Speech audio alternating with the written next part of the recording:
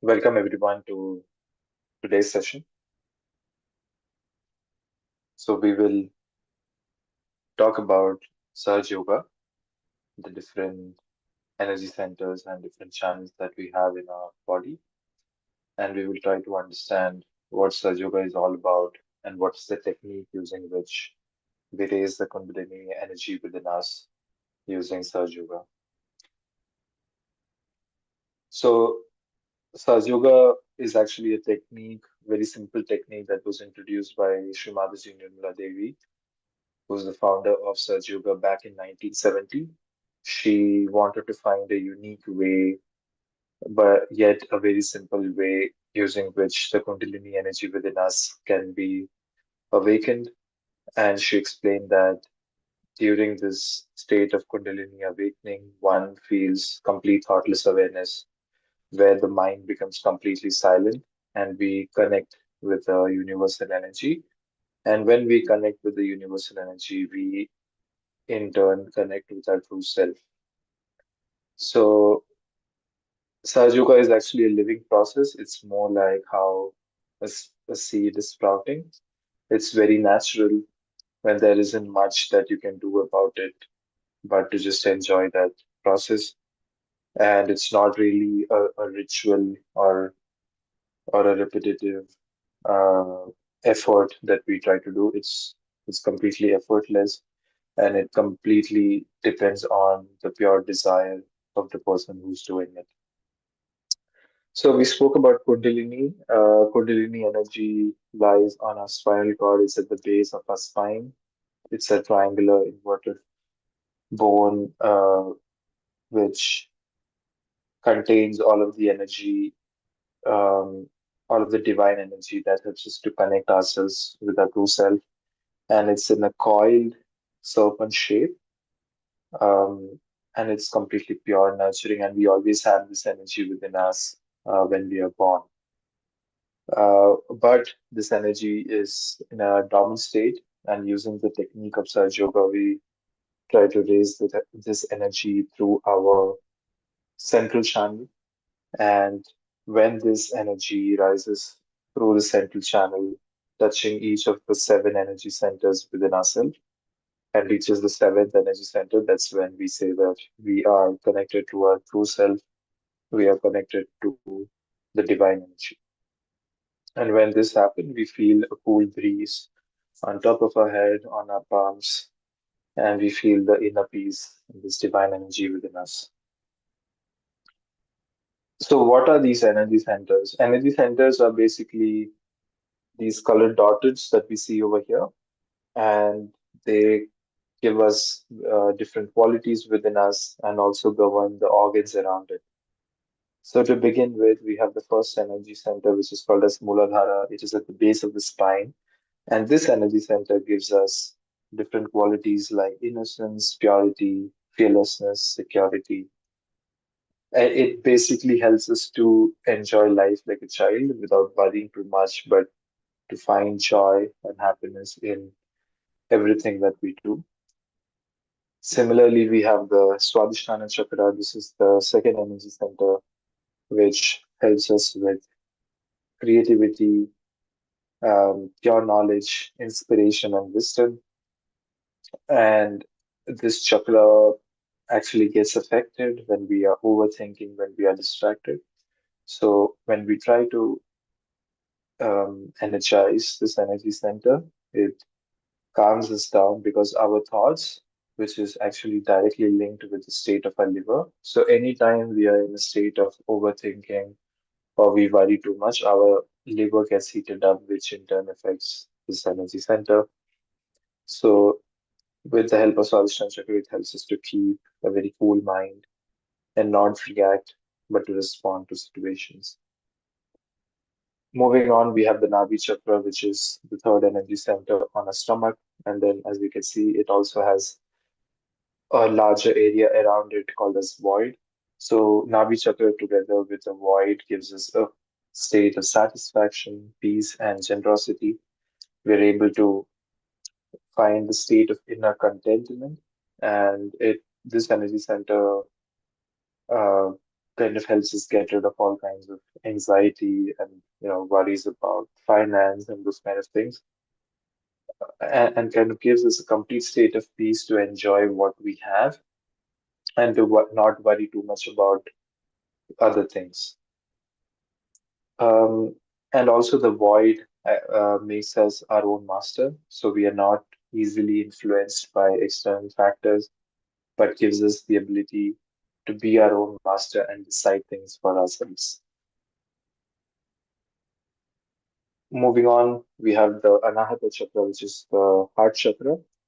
This energy center gives us the sense of security, love, and compassion. It also helps us to enjoy and trust our day-to-day life, to be able to create connections, to be able to enjoy the warmth, and to give warmth to other people. When this energy center is not fully enlightened, we feel lack of love, we feel um, inability to open ourselves to others. So with the opening up of this energy center is when we get connected to our true self. So it's very important that we feel this love and this joy within ourselves to really connect to our true self. Similarly, we have the Vishuddhi chakra. This is the ability just to communicate well, to have self-respect and dignity, and to be able to enjoy the society. It helps us to live peacefully, harmoniously in society, and create relations, respectful relations with others. It also gives us confidence and an ability to speak in a very respectful manner to ourselves and to others. And when we are not really in a good state with this energy center, we feel a lot of guilt or hesitation to communicate. So those kind of things comes from the Vishuddhi chakra. And then comes the important energy center, which is called as the Agya chakra, which is on our forehead. This gives us the ability to forgive, to have clarity of thoughts, clarity of perspectives, and humility. Um, when this center is not in balance, we feel a lot of ego, mental tension, mental worries. So, as we all know, we go through different experiences every day, and this can lead to a thought of anger or not able to forgive certain situations or people, and this can completely hold up our peace within us. And with the help of Agya Chakra, you're able to forgive and let go and easily move on. Um, and then we have the seventh energy center, which is the Sahasrara. This is actually the integration of all the energy center. This ultimately gives us the union with the divine, the spiritual connection, the enlightenment that we have been talking about to really connect with our true self. And then we also have the three nadis. So each of the energy center takes care of different times. So the energy center on the right is about the future, the energy center on the left is about the past, and the energy center in the center is about the present. The desire or the aim in Saj Yoga is to try and be as much as possible in the center, to not worry about what has already happened or to worry about what is going to happen. The left channel actually takes care of emotions, desires, and past experiences. Too much of being on the left side can cause depression, over attachment, or mental instability. The thoughts about the past, the things that have already happened and which are not really in our control anymore, tend to disturb us a lot. And these things are stored in our left channel, and we want to try and get rid of those kind of thoughts. Similarly, the right channel is the channel that gives us. So, if the left channel is about emotions, the right channel is about logic and rationale. So any kind of thoughts that make us worry too much about future, which stresses out, overthinking, and those kind of things, all is getting activated from the right channel. And with the right channel, what we really want to do is to try and cool it down, to not worry about things that are not in our control, and to just enjoy and do things that are more in our control. And the ultimate aim in Saj Yoga is to really be in the center, to be completely in balance, to be in the present, and completely be aware of what is really happening around us. And by being in the central channel, we experience the peace and self-realization that we will see in this session. So, with this, we cover a quick introduction to what Surge Yoga is all about, and we will also experience this spontaneous awakening of the dormant energy within us to really help us activate all of the energy centers, all of the hidden qualities within us. Um, so now what we will do is we will move on to watching a speech from Srimati where she explains about how powerful this Kundalini energy is and what all it controls and how it really helps us in our day-to-day life. And then we will move on to the actual practical side of actually experiencing this Kundalini energy within us.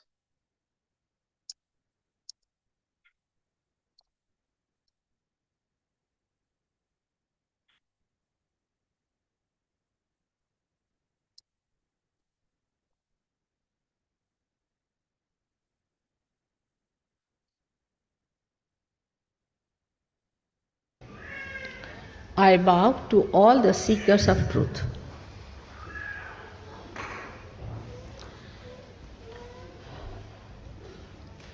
When we are seeking the truth, we have to know,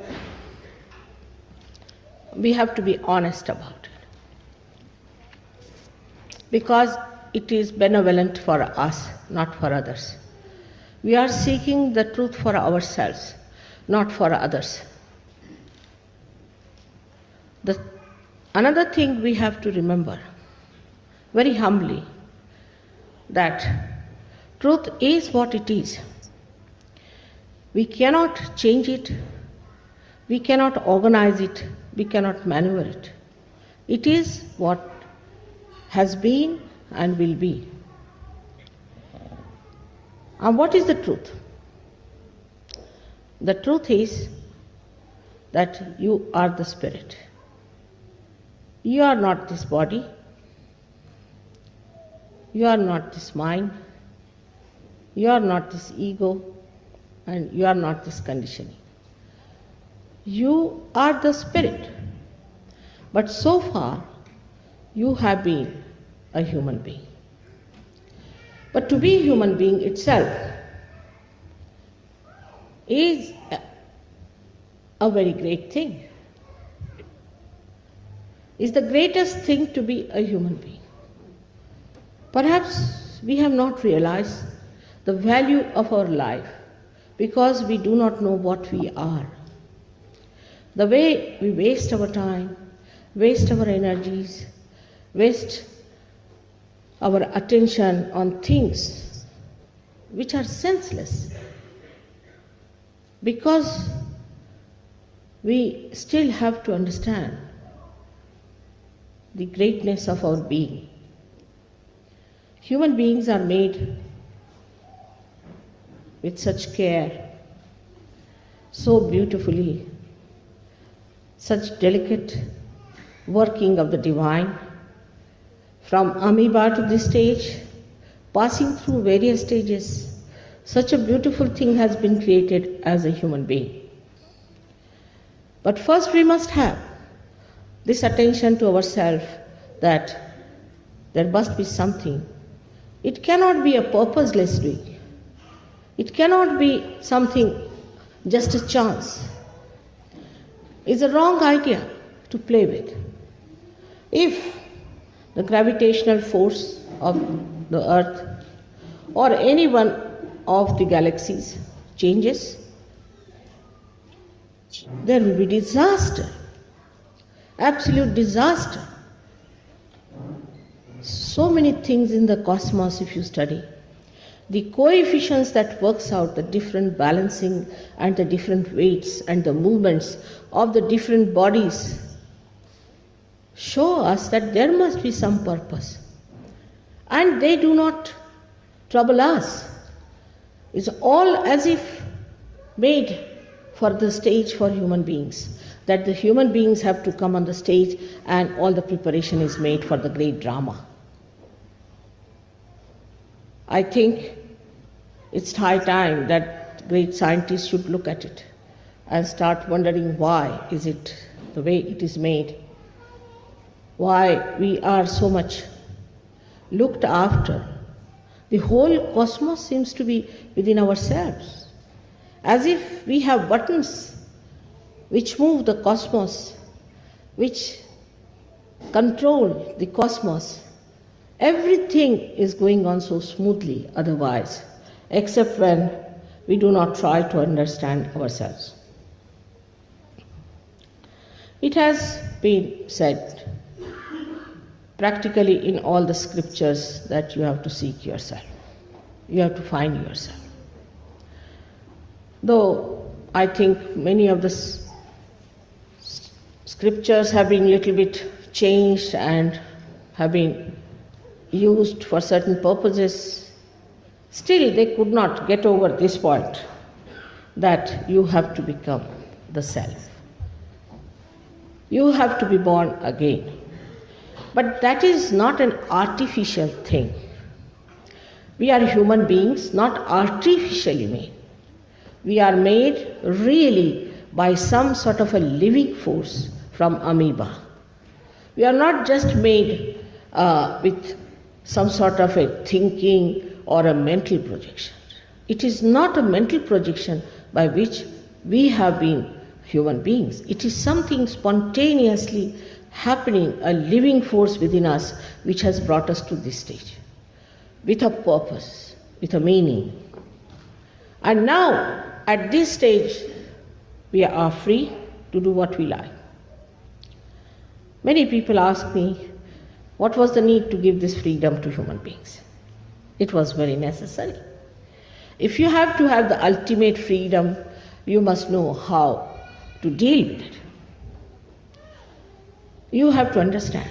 Of course, human beings have to make mistakes. To err is human.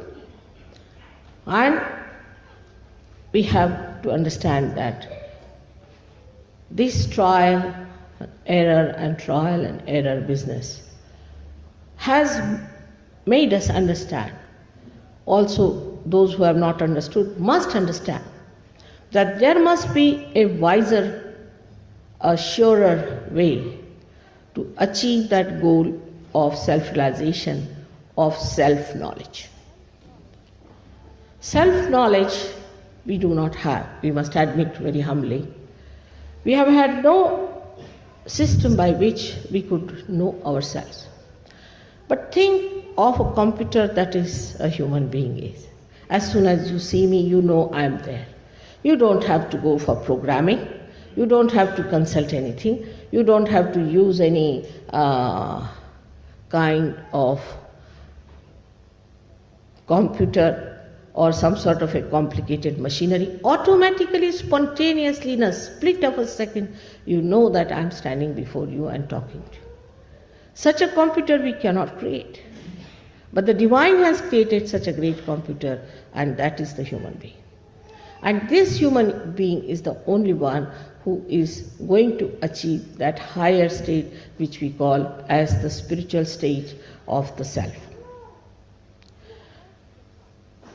Because in the science they deal with the tree, I should say the outside, but they cannot go into the roots. To go into the roots, you have to become a subtler being. Unless and until you become a subtler being, you cannot go into your roots to find out what are your roots are. And that is what is self-realization. When you become subtler, then only you can go into your being and can find out what actually you are. Also, to look after a tree which has not known its roots is a very difficult thing. What happens is that when you do not know your roots and you start growing and growing and growing, you go very deep down into that where you find that you have lost your way. Actually, you are not going deeper. You are spreading outside more and more. And then once you start going to extremes because of your freedom, you lose your way. That's how today everybody is saying a shock is going to come. We are all going to face a shock. this is going to happen, that is going to happen. But actually, it is absolutely in your hands because the whole of the cosmos is within you. The cosmos is working under your control, complete. It is absolutely looking after you. Every element is looking after you to preserve you, to guide you, to take you to the right thinking. But in your freedom, you have to achieve that.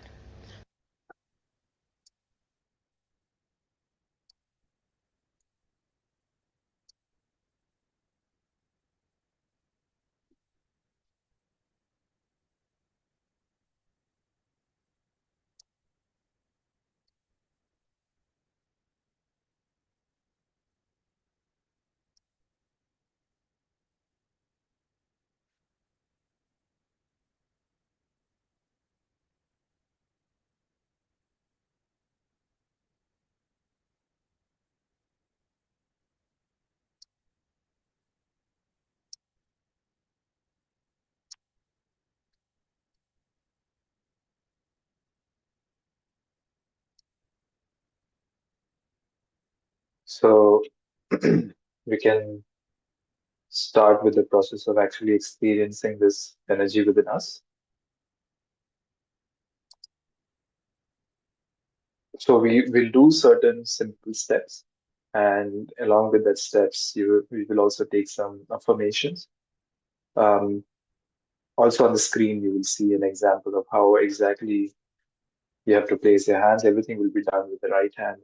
But the most important thing is to make sure that we are completely relaxed in a very silent, peaceful environment and really make the most of this meditation session.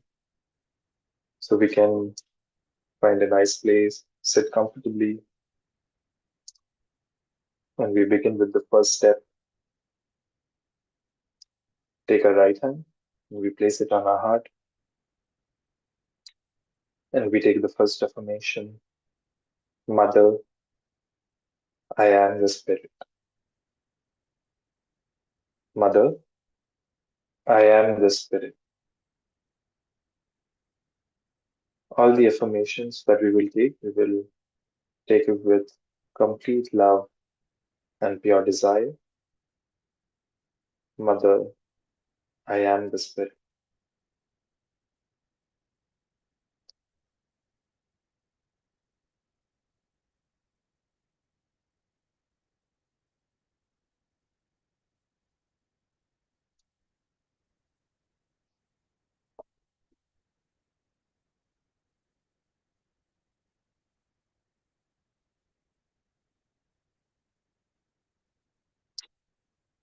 Now we take our right hand and we place it on the left part of our neck. And we say, Mother, I am not guilty. Mother, I am not guilty.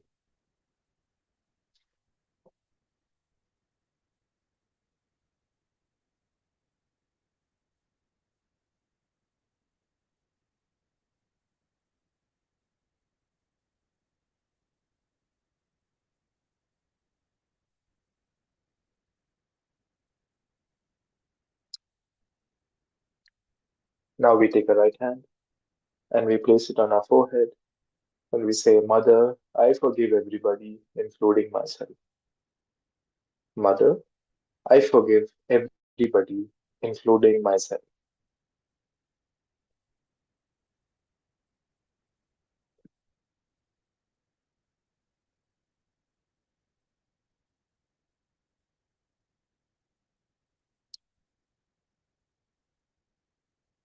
Now we take our hand and place it on our back and we say, Oh Divine Mother, please forgive any mistakes I may have done, knowingly or unknowingly.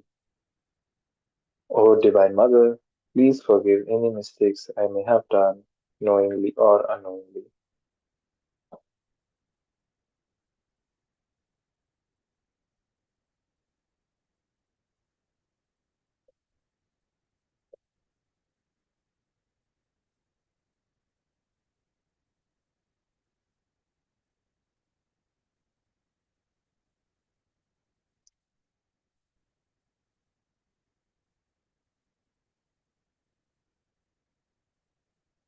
And now we move to the final step.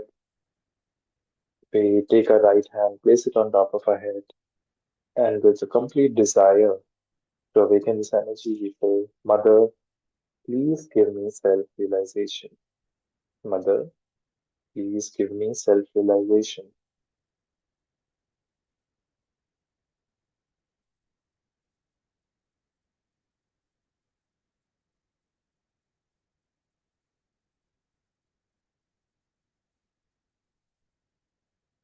We can gently lift our hands, place it on our lap, and we can just be in this state of silence.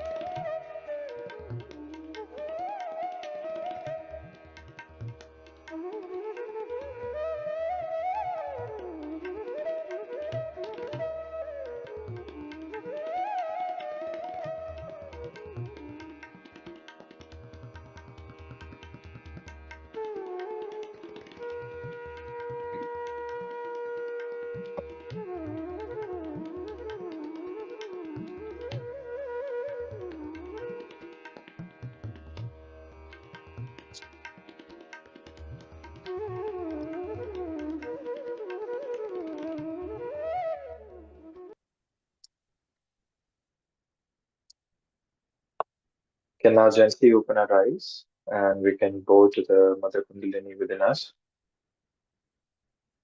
And with that, we come to an end to today's meditation. And thank you all for joining in. We really hope that you enjoyed this meditation and you will also join us next week. We will again meet next Tuesday at 6 p.m. CET. Until then, we wish you all a wonderful week. Thank you once again, guys. Bye bye.